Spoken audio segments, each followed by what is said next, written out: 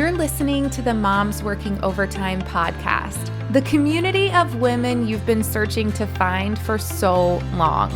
We bring together our mamas in waiting, brand new moms, stay-at-home moms, working moms, and the moms who maybe just have a little bit more experience than the rest of us.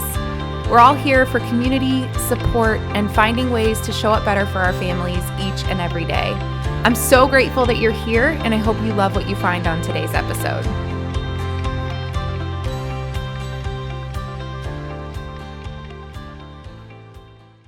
What's up, Moms Working Overtime community? Welcome back. Before we get started today, I wanted to share with you all because I just did a restock order for our cabinet from Earthly Wellness. And as much as you all hear me talk about how much I love these products over and over each week, I truly have loved connecting with you all and talking with you about what we use and how we use it and the difference that it's made for us. And I can tell you what I restocked first of all was our elderberry elixir that we take every single day as a family.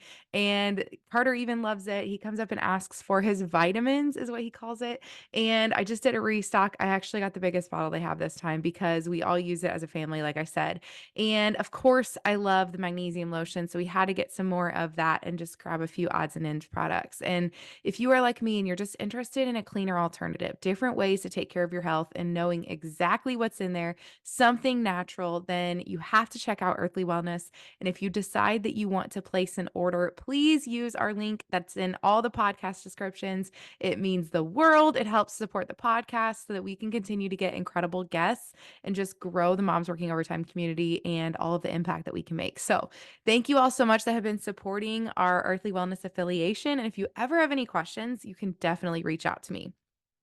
What we're going to talk about today in today's pep talk is called What She Doesn't Show. And I think this is a really important message that we need to hear every once in a while in motherhood, just to bring us back to reality. Because what's happened, especially in our generation of mothers, is that social media has conditioned us to be this really gold star society when it comes to motherhood. And what I mean by this is we're conditioned to define a portion, if not all of our value from these likes and these comments and these shares. And we tally up these gold stars in our head that our friends and our follower lists on these different social media platforms give us. And I think that's how we tell ourselves, hey, maybe I am a good mom. Is every once in a while you make that post and everyone talks about how beautiful your family is or how great your child is doing and all these things. And you're like, you know what? Maybe I am doing okay. And we're thriving off of that gold star mentality. And we also see on the other side of this, our friends, or more like acquaintances in majority of situations, let's be honest, talking about welcoming another baby. And maybe in your mind, you're like, another baby? I can't even imagine carrying another baby or much less affording another baby. And you see that they're growing their family and doing all these amazing things. They're talking about how their child won a reading award or made the traveling soccer team. They're bragging about straight A's or honor society. They're talking about how amazing they felt after delivery and just getting out and doing all these things right after having a baby. Maybe it's their child got a star place in a show, in a dance recital, in any type of performance arts. It could be their child did this incredible random act of kindness. They're being super involved in the community and just making all this positive impact, or even just photos of their children with all their friends. And you're like, man, their kids have so many friends. They had this big, fun birthday party. And I think sometimes this leaves us, whether we realize it or not, it leaves us in motherhood feeling like, what am I doing wrong? What am I doing wrong if my kid doesn't check off all those boxes? And that's what we're going to talk about today is what she doesn't show. And that what made me think of this is there's a trend going around on social media. I think it's mainly on Instagram. I don't do a lot of TikTok, so maybe I'm missing something. There's a trend going around on Instagram where influencers are sharing, hey, here's 5 things or here's 10 things that I haven't been talking about on social media. And they're basically saying like, hey, social media is a highlight reel, but I want to show up today and tell you some things that I'm struggling with that I don't talk about on here. And I think that we need this. I really do love this trend. I think it is very raw and real. It helps make connections with the people that we follow because I think that you would be shocked If you knew how many people that you follow on social media, these people that you idolize, that you think have this life that you could only dream about, if you knew how much they struggle and what they struggle with and the demons that they battle, I think it would literally shock you.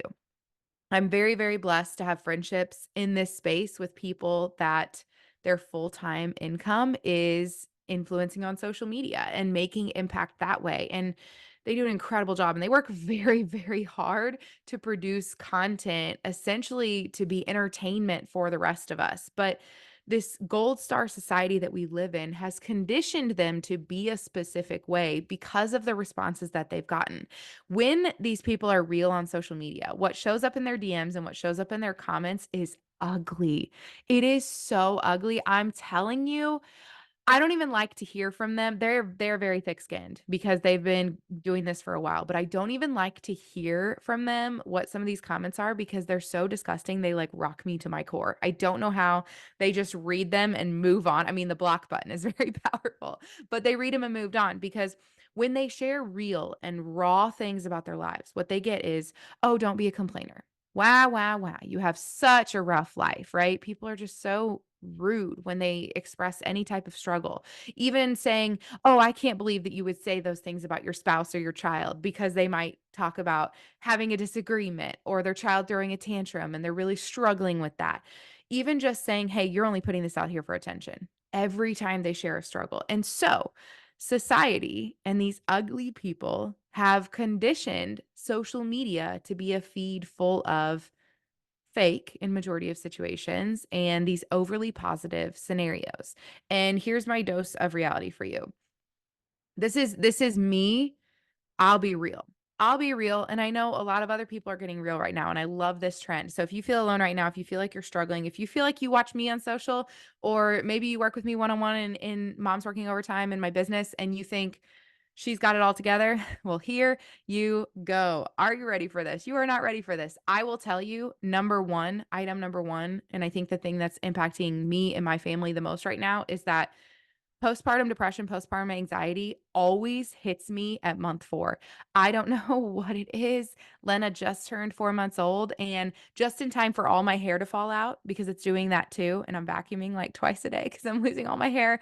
I also get hit with the depression, the anxiety that comes with the hormones being up and down, and it's brutal. I spend almost every day from 3 PM to 8 PM kind of fighting back tears, but also being too tired to cry because my kids do not sleep.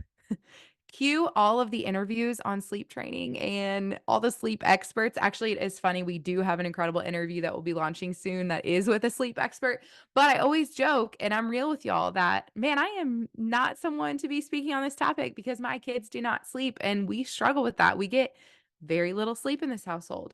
And another thing I struggle with is I really need my kids to be back in daycare, even just part-time daycare. And as much as I would love to say I want to keep my kids home full time, my business is very demanding and I love what I'm doing here. I love what I'm doing with the Moms Working Overtime community in all facets. We have a lot of different facets and I love my kids, but I am better for my kids when I can do this and pour into where I feel God has placed my heart to be.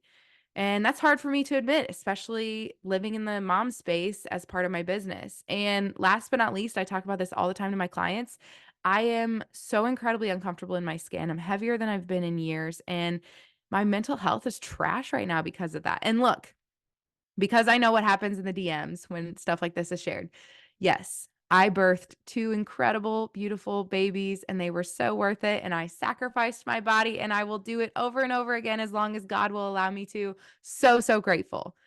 But my genes say something completely different in my mind when I'm in my closet trying to pull them over my hips. It's hard. It's hard, and I don't talk about that every day on social media, and neither do the other moms that you follow. We don't open up in that way because that's not what people go to social media for. I mean, be honest with yourself. We don't go to social media for that. I think that we both despise social media for what it does to our mental health, but we also crave the highlight reel all at once. Like we're living vicariously through those people. The spotless houses and these perfectly captioned videos, I feel like they capture our attention and they lure us in. And it's almost like cue that song. I think it was Kesha, Your Love Is My Drug. It's like we know it's bad for us, but we crave just looking at their lives. We crave this sense of perfection on the other side of the screen. And as moms, we have got to bring ourselves back to reality. As moms, we want to highlight the good, and I get that. We want to brag about our kids, and we want to celebrate the accomplishments of our friends' children too. I think we're genuine in that. But that doesn't tell the whole story, and that can leave us feeling really less than. Because those moms that you're watching, those moms you see on social media, those moms that post those things that make you feel like, where am I going wrong? That mom loses her patience with her kids often. That mom is at her wit's end when she finishes up homework with her kids and having her child, forcing her child to sit down and read those books that got that reading award. She doesn't talk about that though. That mom has screaming fights with her teenager about curfew and how unfair it is to not have a cell phone yet or to not be able to have XYZ account on on social media on the internet. That mom spends 45 minutes arguing with her child to put on that perfect outfit for that perfect picture. And you know what? All the kids in those perfect pictures were probably bribed to smile. Okay? It's not just you. That mom crashes into bed at the end of her day, at the end of her weekend, after sporting event, after extracurricular, and she wonders, "How the heck am I going to be able to keep up with all of this?" Because she feels like she's drowning just like you. That mom battles the guilt of juggling work and home life and wondering if her family really gets the attention they deserve. She just made an appointment for her child to be assessed for some type of developmental delay or behavior or learning disability, something her child is struggling with. She's not posting that on social media, but she just made an appointment. She's feeling very anxious about that. That mom gets home from parading around her newborn all day long and she breaks into tears because she wasn't actually ready. She did it. She felt brave. She posted it on social media because that's beautiful and exciting and people love it, but it was hard. That mom is just like you as a mom. She just doesn't put that on social media. And in a way, I support this. I wanted to make this point as a part of this pep talk is I'm not saying go out and post all of the hard and worst parts of your motherhood experience and of your child's life. This is a little bit of a tangent, but I had a podcast with Adrienne Simeone and she came on and talked about the dangers of how much we post our children's lives on social media. And I think there's a flip side to this where someday, our kids are gonna get social media, some form of social media, whichever platform is most popular, but we need to remember that someday they will have social media accounts, they will have more access to the internet, and so will their friends. And by highlighting their weakest moments and talking online about their diagnoses or their delays, voicing the frustrations we have with them, those posts live on the internet forever. Those photos are searchable by their friends forever. Those videos are personal and we have made them public. So while I remind you in today's pep talk that moms don't show these things, I also want to encourage you not to. I even, working in the motherhood space, I have a quote unquote mom brand on social media. By no means do I try to do this full time or put all my time and energy into it.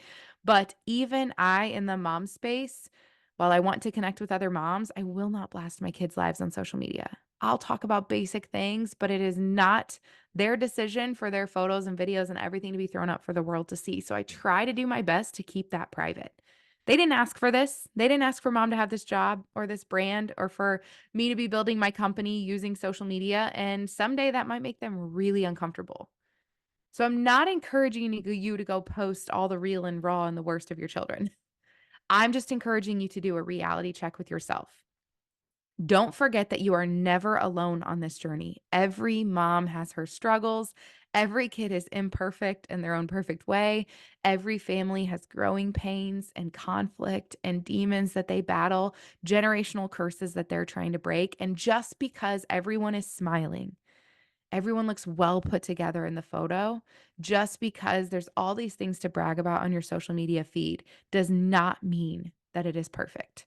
And it is absolutely not the standard that you should judge yourself against, because the reminder that you'll get every single time you come here that has nothing to do with what you post on social media or what award your child won. The reminder that I will give you every time you come to the podcast, and a reminder I hope you get into your day-to-day life, is, Mama, you are doing an amazing job.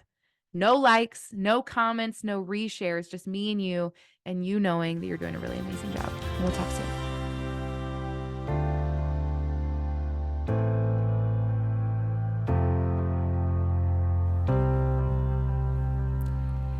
If you loved this episode of Moms Working Overtime, do me a favor.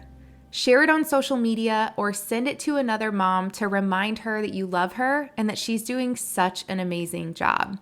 There's nothing more incredible that we can do in this community than remind other mamas of their strength.